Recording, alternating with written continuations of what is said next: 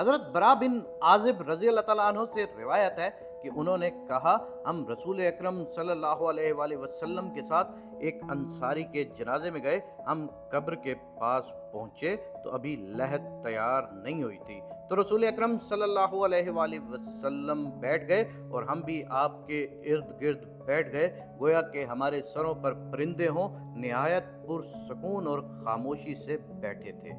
आपके हाथ में छड़ी थी, आप उससे ज़मीन कुरेद रहे थे। आपने अपना सर उठाया और फरमाया, अल्लाह से कब्र के अज़ाब की अमान मांगो। आपने ये बात 3 मरतबा फरमाई। जरैर की रिवायत में यहाँ ये इजाफा है, जब लोग वापस जाते हैं तो मैयत उनके कदमों की आहट सुनती है, जबकि उससे ये पूछा जा रहा होता है कि ए फलां, तेरा रब कौन है, तेरा दीन क्या है और तेरा नबी कौन है। हनाद ने कहा, फरमाया, उसके पास 2 फरिश्ते आते हैं और उसे बिठाते हैं और उसे कहते हैं, तेरा रब कौन है? तो वो कहता है, मेरा रब अल्लाह तबारिक व तआला है। फिर वो पूछते हैं, तेरा दीन क्या है? तो वो कहता है, मेरा दीन इस्लाम है। फिर वो पूछते हैं, ये आदमी कौन है जो तुम में माबूस किया गया था?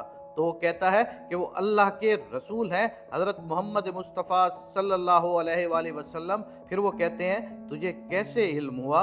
वो कहता है, मैंने अल्लाह की किताब पढ़ी, मैं उस पर ईमान लाया और उसकी तस्दीक की।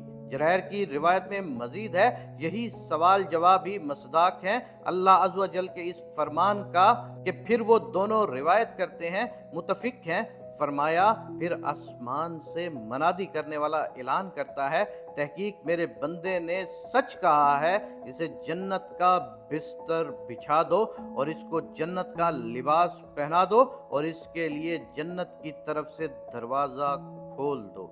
फरमाया, जन्नत की तरफ से वहाँ की हवाएं, राहतें और खुशबुएं आने लगती हैं और उसकी कब्र को इंतहाए नज़र तक वसी कर दिया जाता है। फिर काफिर और उसकी मौत का जिक्र किया और फरमाया, उसकी रूह उसके जिस्म में लौटाई जाती है और वो उसके पास आते हैं और उसे बिठाते हैं और उससे पूछते हैं, तेरा रब कौन है? तो वो कहता है, मुझे खबर नहीं। फिर वो उससे पूछते हैं, तेरा दीन क्या है? तो वो कहता है, मुझे खबर नहीं। फिर वो उससे पूछते हैं कि ये आदमी कौन है जो तुम में माबूस किया गया था? तो वो कहता है, मुझे खबर नहीं। तो मनादी आसमान से नदा देता है कि इसने झूठ कहा, इसे आग का बिस्तर बिछा दो, इसे आग का लिबास पहना दो और इसके लिए दोज़ख की तरफ से दरवाज़ा खोल दो। फरमाया कि फिर उस जहन्नम की तरफ से उसकी तपिश और सख्त गर्म हवा आने लगती है और उस पर कब्र को तंग कर दिया जाता है, हत्ता कि उसकी पसलियाँ एक दूसरी में घुस जाती हैं। जरैर की रिवायत में मजीद है, फिर उस पर एक अंधा गूंगा फरिश्ता मुकर्रर कर दिया जाता है, जिसके पास भारी गुर्ज होता है। अगर उसे पहाड़ पर मारा जाए तो वो पहाड़ मट्टी मट्टी हो जाए। फिर वो उसे उसके साथ ऐसी चोट मारता है कि जिसकी आवाज़ जिनों और इंसानों के अलावा मशरिक व मगरिब के दरमियान सारी मखलूक सुनती है और फिर वो मट्टी रेजा रेजा हो जाता है। फरमाया, फिर उसमें रूह लौटाई जाती है।